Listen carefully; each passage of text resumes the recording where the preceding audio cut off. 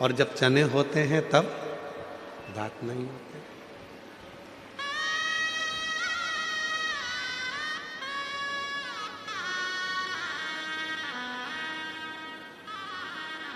सुख को ढूंढने के लिए पूरी जिंदगी निकाल दी अपन ने, पूरी जिंदगी, और वो सुख हमसे दूर भागता रहा। वो सुख मिला नहीं, वो सुख प्राप्त नहीं हुआ।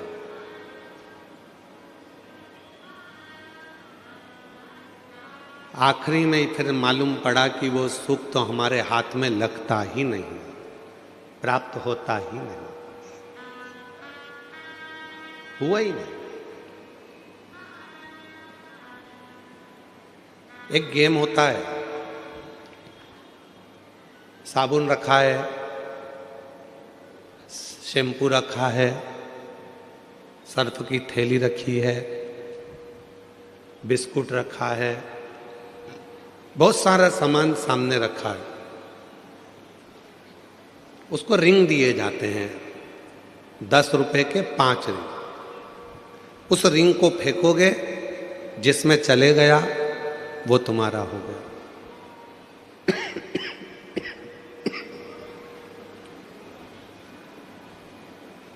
साबुन में चले गया तो साबुन तुम्हारा हो गया, सर्फ पर चले गया तो सर्फ तुम्हारा हो गया, बिस्कुट में चले गया तो बिस्कुट तुम्हारा हो गया। 5 रिंग, किसी किसी जगह पर 10 रुपए के 4 रिंग मिलते हैं। वो फेंकता है, साबुन हाथ में नहीं आता है, फिर फेंकता है, बिस्कुट हाथ में नहीं आता है, फिर फेंकता है, सर्फ की थैली भी हाथ में नहीं आती है, फिर फेंकता है, पेस्ट भी हाथ में नहीं आता है। आखिरी में 10 रुपए पूरे खर्च कर कर वो चला जाता है। जैसे 4 रिंग मिले हैं गेम खेलने के लिए, बचपन, जवानी, अधेड़ी और बुढ़ापा, इन रिंग को आप हर बार डालने का प्रयास कर रहे हो कि मेरा बचपन मैंने निकाल दिया, मेरी जवानी मैंने निकाल दी, मेरी अधेड़ी निकल गई, बुढ़ापा निकल गया, आखिरी में कुछ हाथ नहीं आया, तब पछतावा हाथ में रह गया। जब पछतावा हाथ में रह जाए उसके पहले एक काम करना कि रिंग को अगर जीतना है तो पहले अपने घर पर थोड़ी सी प्रैक्टिस करना, तो निश्चित है कि वो रिंग एक ना एक साबुन में, बिस्कुट में या कहीं ना कहीं पेस्ट में जाएगा। हमने प्रैक्टिस ही नहीं करी।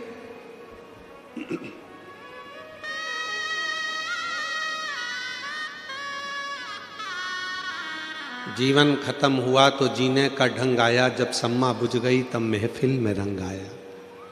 जीवन पूरा चले गया तब लोगों को समझ में आया कि मैंने पूरी जिंदगी गंवा दी, केवल शिव को एक लोटा जल ना चढ़ा पाई। पूरा जीवन निकाल दिया, मैंने भगवान की भक्ति ना कर पाई।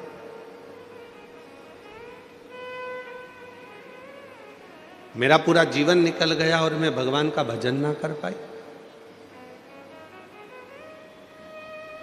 मेरी जीजियों, मेरी मुंबई के जीजाओं, मेरी मुंबई की बेटियों, बेटाओं, मेरे बुजुर्ग माँ बाप, आप सबको मैं एक बात कहूँ अपनी इस व्यासपीठ से कि दुनिया में आपके बराबर कोई किस्मत वाला नहीं है जो शंकर की भक्ति में तल्लीन बैठे हुए हो।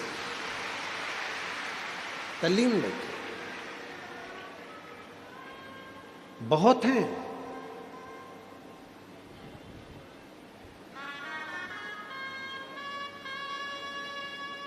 लोग कहते हैं बंबई माया नगरी है, पर आज हम सिद्ध कर कर जा रहे हैं बंबई बाबा नगरी है।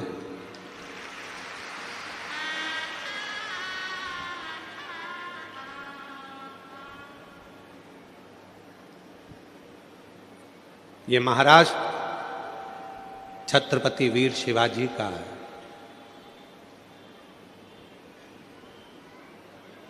ये मुंबई,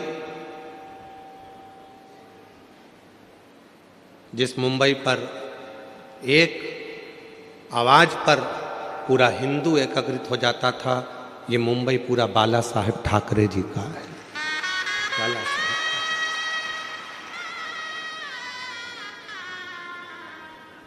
बाला साहेब ठाकरे जी ने 3 चीजें अपनी जिंदगी में बड़ी अच्छी तरह से अपनाई। एक, सत्य को उन्होंने अपनाया। दूसरा, सनातन को उन्होंने बहुत अच्छी तरह से जानकर जनमानस में प्रेरणा दी। और तीसरे नंबर पर बाला साहेब ठाकरे जी ने भगवा को घर घर तक पहुंचाया। वो बाला साहेब ठाकरे जी।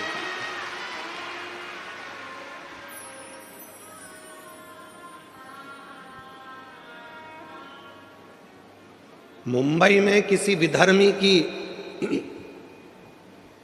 महाराष्ट्र में किसी विधर्मी की निगाहें ऊपर नहीं होती थी जब बाला साहेब ठाकरे जी का एक हुक्म हो जाता था।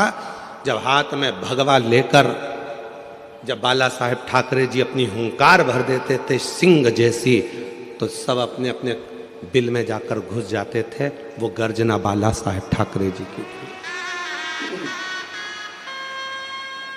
वो गर्जना बाला साहेब ठाकरे जी की थी।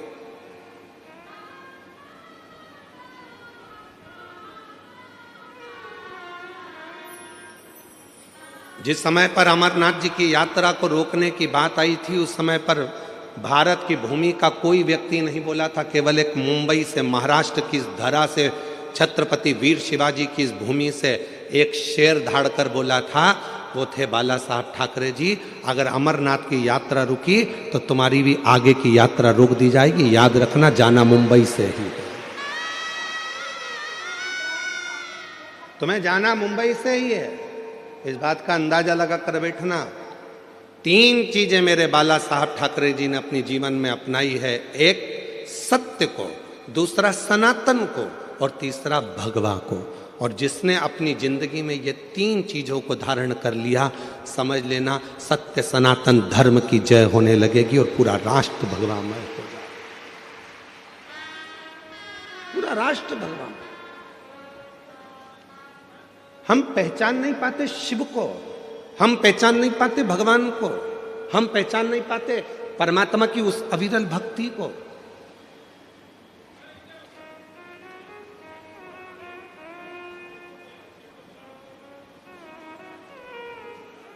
मेरी जीजियों, आप जब शंकर जी के मंदिर में 1 लोटा जल लेकर जाती हो तो केवल वो जल नहीं रहता, आपका विश्वास रहता है। आप जब शंकर जी के मंदिर में 1 लोटा जल लेकर पहुंचती हो तो वो जल नहीं रहता, वो आपका भरोसा रहता है। जब आप शिव जी के मंदिर में 1 लोटा जल लेकर जाती हो, वो केवल भरोसा, विश्वास नहीं, आपके भीतर की शिव चरणों की दृढ़ता रहती है। आप जब शिव जी के मंदिर में 1 लोटा जल चढ़ाने के लिए जाती हो तो केवल वो शिव नहीं रहता, उस समय पर जल ग्रहण करते समय वो आपका पिता, आपका बाबुल, आपका भाई, आपका सखा, आपका मित्र और आपके दुख का हरण करने वाला शिव हो जाता है। वो शिव है। बस याद रखिएगा, हाथ में बांधने वाली घड़ी कभी कभी बंद हो जाती है।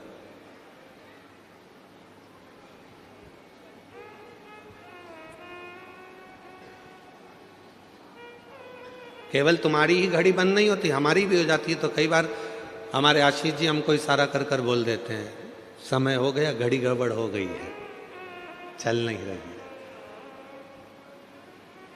अब हम आपसे एक बात पूछें, हाथ की घड़ी बंद हो जाएगी तो क्या समय घूमना बंद हो जाएगा? क्या समय चलना बंद हो जाएगा? क्या जम के बोलो जरा। नहीं। घड़ी बंद हो जाएगी तो क्या समय चक्र चलना बंद हो जाएगा? क्या नहीं, नहीं हो सकता। समय अपनी रफ्तार से चल रहा है, समय अपनी रफ्तार से आगे बढ़ रहा है। घड़ी बंद हुई है, समय बंद नहीं हुआ। तो फिर कई लोग ऐसे भी हैं, परिवार ने धोखा दे दिया तो उन्होंने जीना ही छोड़ दिया। पत्नी ने धोखा दे दिया तो मन में आया कि अब जिंदगी बेकार हो गई। पति ने धोखा दे दिया तो लगा कि अब जीवन ही बेकार हो गया। फिर मन में आया रिश्तेदार ने धोखा दे दिया तो मेरा तो जीवन ही बेकार हो गया। एक कंपनी में जॉब कर रहा था, उस कंपनी से निकल गया तो सोचा कि अब तो मेरी पूरी जिंदगी बेकार हो गई, अब मुझे कोई दूसरा जॉब ही नहीं मिलेगा। क्यों सोचना? घड़ी बंद हुई है, समय चक्र बंद नहीं हुआ।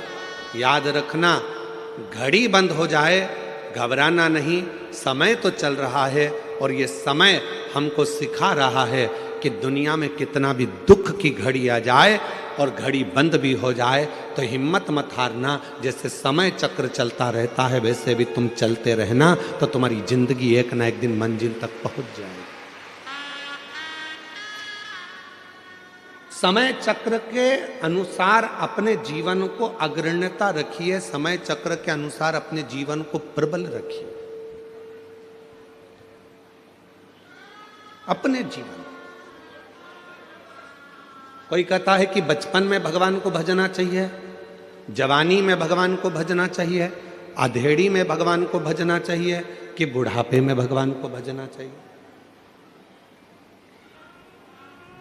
बोलो रे मुंबई वाली जीजियों और मुंबई के जीजाओं, बचपन में भगवान को भजना चाहिए, जवानी में भगवान को भजना चाहिए, अधेड़ी में भगवान को भजना चाहिए, कि बुढ़ापे में भगवान को भजना चाहिए। शिव महापुराण की कथा कहती है कि तुम्हारी जिंदगी में जब तुम्हें लगने लगे कि शिव मेरा पिता है, उसी समय से भगवान को भजना प्रारंभ कर देना चाहिए। उसी समय, इंतजार मत करना कि बचपन में कोई भगवान की भक्ति करी जाती है। जवानी में क्या भगवान का भजन किया जाता है?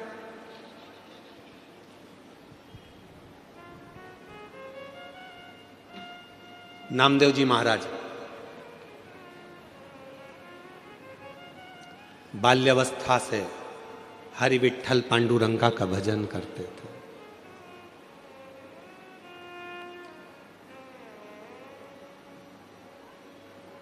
बचपन से विठ्ठल विठ्ठल विठ्ठल विठ्ठल विठ्ठल भजा।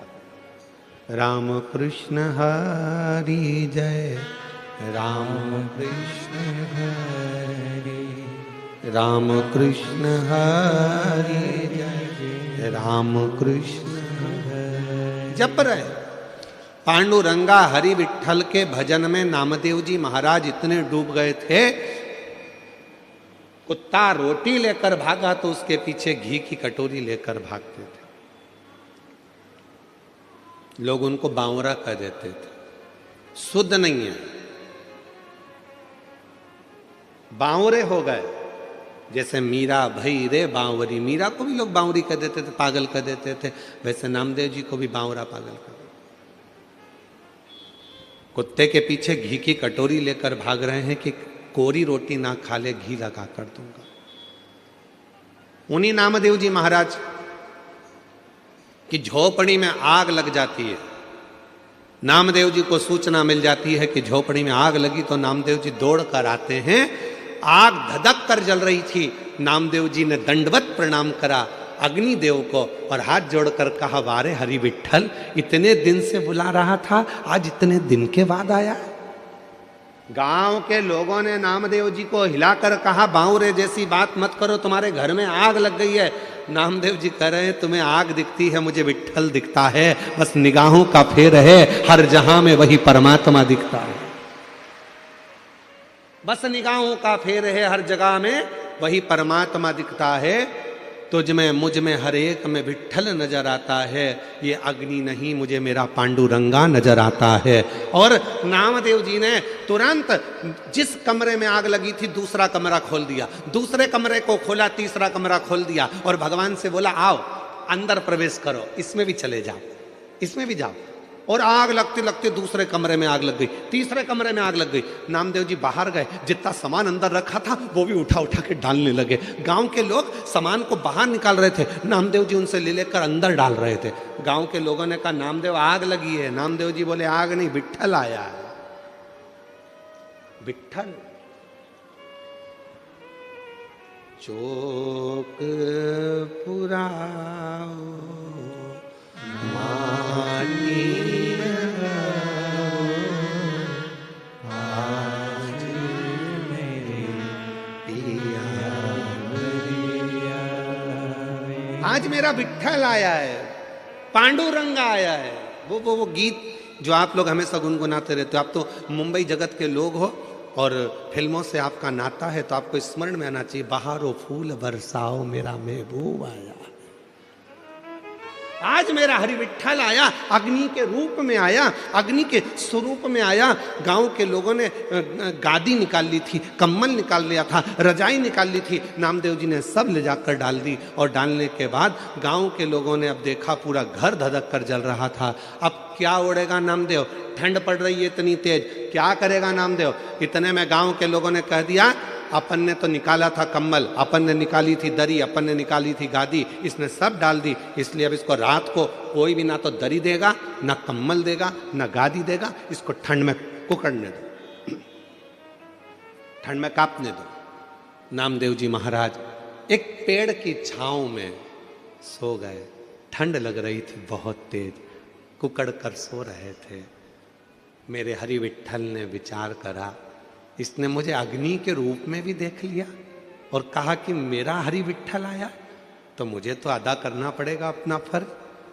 मेरे हरि विट्ठल ने, गांव के लोग तो चले गए और मेरे हरि विट्ठल ने नामदेव जी का जो मकान जला था उसी मकान को इतना जोरदार बना दिया और उसमें नामदेव जी को ले जाकर रात की रात में सुला भी दिया। सवेरे गांव के लोगों के नेत्र खुले, गांव के लोगों ने विचार करा, चल कर देखो नामदेव जी की हालत क्या है। जो नामदेव जी को देखने गए तो आम के पेड़ के नीचे नामदेव नहीं थे, मकान के अंदर डनलप का सुंदर गद्दा था, मखवल की रजाई थी, मखवल का तकिया था, खूब आराम से नामदेव जी सो रहे थे। नामदेव जी को जगाकर गांव के लोगों में से एक बहुत धनिक व्यक्ति था, पैसे वाला व्यक्ति था, उसने नामदेव जी को जगाकर पूछा, नामदेव ये बता ये मकान किसने बना दिया रात की रात में। नामदेव जी बोले, मेरे रिश्तेदार आए थे। अच्छा, ये गादी भी उनने, हाँ, तकिया भी उनने, हाँ, रजाई भी उनने, हाँ। तो उसने कहा, नामदेव इतना जोरदार मकान तो हमने कहीं नहीं देखा, तेरे रिश्तेदार से कह के एक मकान मेरा भी बना दे। नामदेव जी ने कहा, लगा आग, लगा। कोई आग लगा के बस्ती बसा लेता है, कोई आग लगा के बस्ती बसा लेता है, कोई वीराने में भी दीप जला लेता है। वो श्री हरि विट्ठल के परम भक्त हैं नामदेव, जो हर जगह पर भक्ति के बल पर उस हरि विट्ठल का दर्शन कर लेते हैं। ये उनके ऊपर हरि विट्ठल की कृपा है, दया।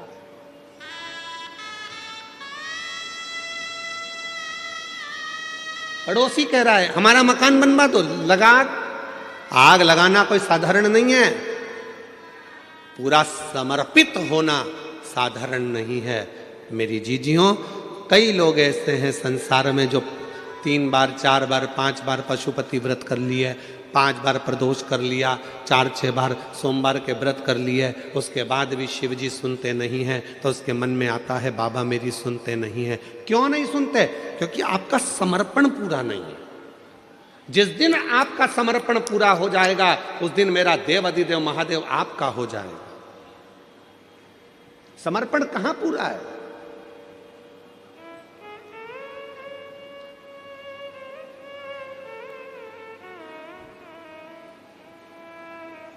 एक पत्र है,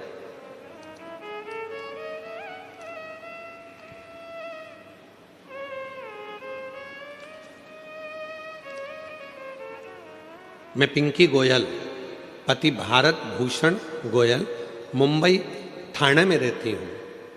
कहीं बैठी हो तो हाथ हिला सकती हैं। मेरा नाम है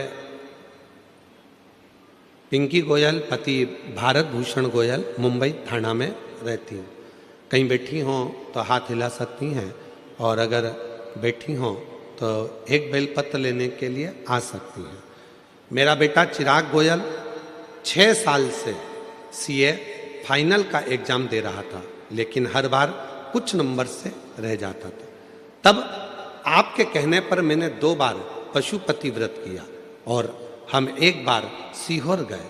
बाबा, आप कहते हो कि कुबेरेश्वर धाम जाने पर 3 महीने में ही मनोकामना पूरी हो जाती है, लेकिन बाबा ने मेरी 2 महीने में ही मनोकामना पूरी कर दी और मेरा बेटा सीए बन गया। मैं बाबा को प्रणाम करने के लिए आई। फिर मैं दोबारा सीहोर गई और 2 महीने में ही मेरे बेटे की सगाई भी हो गई। गुरुजी, मेरा बड़ा बेटा अंशुल गोयल भी आपका भक्त है और आपकी कृपा से बेटे ने कनाडा में पीएचडी पूरी की है और अच्छी जॉब भी मिल गई है, शादी भी हो गई है। मेरे बाबा का जितना गुणगान करूं उतना ही कम है। बाबा इसी तरह हमारे पूरे परिवार पर और पूरे देश पर अपनी कृपा बनाकर रखें, यही शिव की कृपा। विश्वास था, पक्का था, मन में यह विश्वास था कि पशुपति व्रत करूंगी मेरा काम होगा। मन में यह विश्वास था कि सीहोर जाऊंगी, कुबरेश्वर धाम पर जाकर कंकर शंकर पूजन करूंगी, रुद्राक्ष लाऊंगी, मेरा बाबा मुझे संभाल लेगा। जब विश्वास है तो परमात्मा है, अगर विश्वास ही नहीं तो परमात्मा कहां से होगा? भरोसा ही तो परमात्मा है। आप इतनी संख्या में आए हो, इतनी संख्या में आप लोग आए हो। आप में से कई माताएं ऐसी हैं जिनको पूरा भरोसा है। आप में से कई मेरे जीजा ऐसे हैं जिनको पूरा भरोसा है। आप में से कई बेटा बेटी ऐसे हैं जिनको पूरा भरोसा है। आप में से कई बुजुर्ग ऐसे हैं जिनको पूरा भरोसा है कि मैं कल्याण में इस मीरा रोड पर कथा सुन रही हूं, भयंदर में बैठकर, मुंबई में बैठकर, वहां की मिट्टी अगर मेरे शरीर पर लगेगी और यह पक्का है कि मैं जो मांग कर जाऊंगी मेरा 3 महीने में मेरा बाबा मेरी मुराद पूरी करेगा, मतलब करेगा, निश्चित करेगा।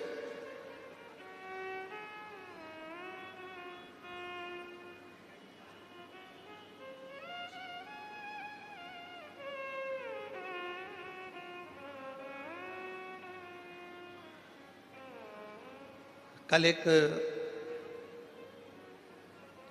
बहन जी ने एक पत्र लिखा था और उस पत्र को हमें ढूंढना पड़ेगा। उस पत्र में उन्होंने लिखा था कि आपकी कथा सुनते सुनते मुझे शंकर जी से मोहब्बत हो गई।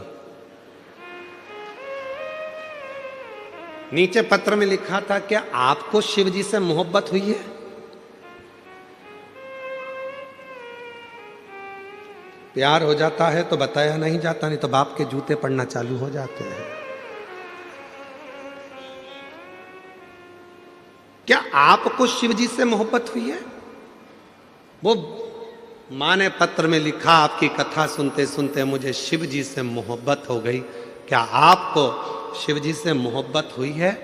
हम कहेंगे हमारा तो पूरा जिगरा शिव में बसता है, मोहब्बत तो बहुत छोटी सी चीज है। पूरा जिगरा, मोहब्बत तो बहुत छोटी सी चीज।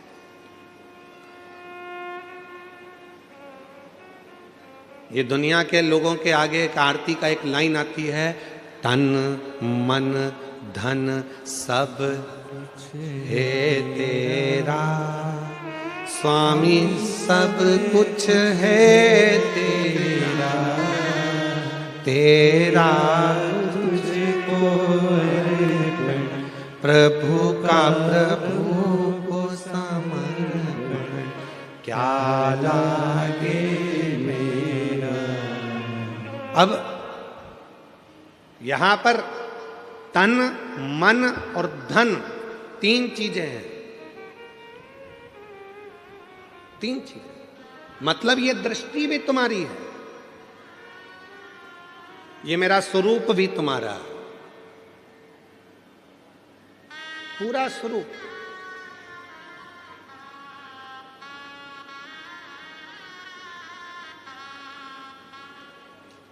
कहा गुरुजी तन मन धन लिखा है तो इसमें धन मतलब अपने घर का जितनी प्रॉपर्टी है, जितना धन है सब भगवान का? नहीं, तुमने कमाया है, तुम्हारा है, मना कौन कर रहा? तो फिर तन मन धन लिखा तो हमने कहा गाने की एक लाइन याद कर लो, चांदी जैसा रंग है तेरा, सोने जैसे बाल, एक तू ही धनवान है, गोरी बाकी सब कंगाल। मतलब तेरे पास में इतना वैभव, परमात्मा ने तुझे करोड़पति बनाकर भेजा है, लाखों के नेत्र देकर भेजा है, लाखों की किडनी देकर भेजा है। दुनिया का जो व्यक्ति कहता है कि मैं गरीब हूं, समझना पक्का झूठ बोलता है। परमात्मा ने किसी को भिखारी बनाकर पैदा नहीं करा, परमात्मा ने करोड़पति बनाकर पैदा करा। परमात्मा कभी किसी को गरीब बनाकर पैदा नहीं करता, परमात्मा हमेशा सेठ बनाकर पैदा करा है। बस इतना याद रखना, अपने हुनर को निखारिए, अपने भीतर जो परमात्मा ने दिया है उसको निखारने का प्रयास करिए, अपने भीतर जो परमात्मा ने दिया है उसको सामने लाने का प्रयास करिए। जिस दिन आप अपने हुनर को निखारना प्रारंभ करोगे, एक दिन आप अपने आप समझ जाओगे कि परमात्मा ने आपको कितना करोड़पति बनाकर भेजा है, कितना धनपति बनाकर भेजा। हम अपने आप को निखार ही नहीं रहे।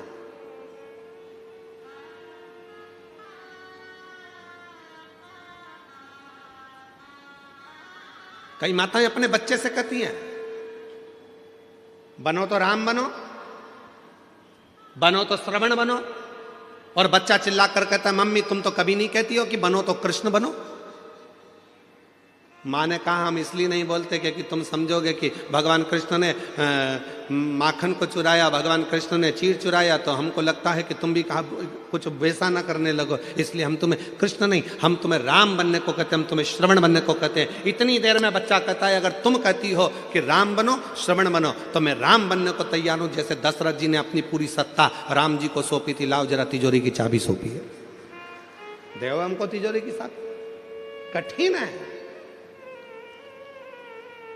इसलिए अपने बच्चों से कहना कि बनना तो छत्रपति वीर शिवाजी बनो, बनना तो दुर्गावती बनो, बनना तो झांसी की रानी बनो, और बनना तो बाला साहेब ठाकरे जैसे प्रबल शेर बनो जिसकी गर्जना से पूरा देश गूंजता। रामकृष्ण परमहंस बनो, स्वामी विवेकानंद बनो। बनना है तो अपने जीवन में कुछ अच्छा करने के लिए जागरूकता का प्रभाव परमात्मा ने जो तुमको भेजा है उसको निखारने का प्रयास करिए, उसको निखारो। कितना सुंदर एक चरित्र है शिव महापुराण में, जरा